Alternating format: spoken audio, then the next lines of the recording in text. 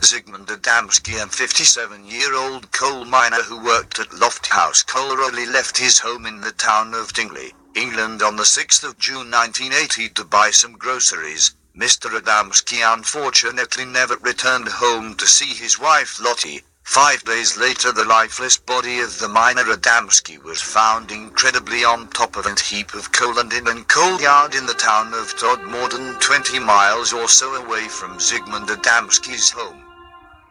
The most peculiar aspect of the Zygmunt Adamski case was the fact a newspaper article, World Weekly News 1981, had related that two unnamed police officers who attended the scene at the coal yard, where Zygmunt was found dead, had only hours earlier reported UFOs seen near the yard, forever linking his mysterious death with UFOs. Also soon after this revelation by police officers to the press, and perhaps as a direct result of it, senior police ordered its officers to not discuss with press the Zygmunt Adamski case, indicating terms of the UK Official Secrets Act to uniformed officers, but not coincidentally specifically mentioning UFOs. At this point, an ongoing investigation, possibly in murder, was still underway and no direct relation to UFOs, other than the tabloid newspaper story, was made or understood by police. Nevertheless, the important fact of the officers' sightings is somehow lost in today's understanding of the Zygmunt Adamski case,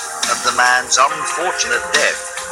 With the 30-year-old investigation still marked restricted by police despite the fact the coroner gave an open verdict, Zygmunt died of a heart attack, although having been missing for 5 days with his wallet, watch and shirt gone. Strange burn marks found on his head and neck, his jacket and shoes improperly fastened. There was still strangely no suggestion from the coroner of an unlawful killing. Today most people believe the death of Zygmunt Adamski and its UFO link was taken up as a result of Zygmunt's name Adamski and its relation to the famous UFO contactee George Adamski, but ironically with many television appearances and even a recent book, though it's very hard to believe that the attendant police officer first at the scene to investigate Zygmunt's mysterious death,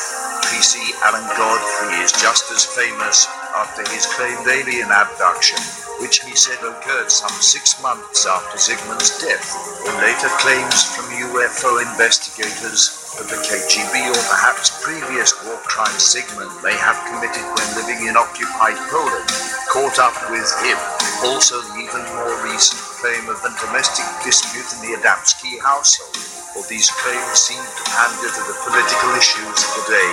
more noted by tabloid press. Yes, the UK National Coal Board had employed war criminals in the past, but stories like this didn't emerge until the late 1990s, with the KGB reference really to be seen in the context of the disastrous miners' strike of 1984, an orchestrated assault by government using police against workers' unions, the United Kingdom's unhealthy fixation, its apparent condition of mass unemployment. In light of this, the later domestic squabble claims and a murder at the Adamski home smacks of right-wing politics, Tory press, and again burning welfare issues, as after finishing off the working man, notably miner Zygmunt Adamski, then only Britain's Tory party would dare complain unable to get and likewise hard days' work, even cheap and non-unionized labor, and this out of a woman, as it appears today they actually expectedly do. However, it's in fact Adamski was a miner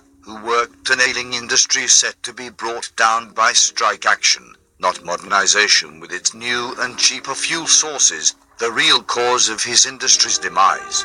Zygmunt, his body and claims of UFOs, the man's surname, his final resting place and coal yard atop and heap of the stuff, and the strange involvement of Yorkshire police with dozens of insubordinate police officers suddenly publicly declaring themselves as UFO witnesses, only to be unfortunately ridiculed with tales of abduction, by now firmly and irreversibly in the limelight of the global press and television. Clearly all this has relevance to the intelligent-minded person, such